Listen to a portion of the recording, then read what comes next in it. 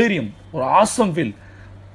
அடுத்தது 4வது நான் சொல்கிறது, ஃபஸ்ட்டு ஃபோக்கஸ், 2வது தைரியம், 3வது அப்ளை நாலேஜ். புக்கு பிஎட் ஒன்றும் கிடையாது. அப்ளை பண்ணுங்கள். என்ன கற்றுக்கிட்டீங்க, திங்க் அண்ட் க்ரோ புக்கு படிக்கிறீங்களா, அதை இம்ப்ளிமெண்ட் பண்ணுங்கள். அது என்ன சொல்லியிருக்காங்க பண்ணி பாருங்கள். பரவாயில்ல, லாஸான ஆகிட்டு போகுது, பிஸ்னஸ் ஆரம்பிங்க.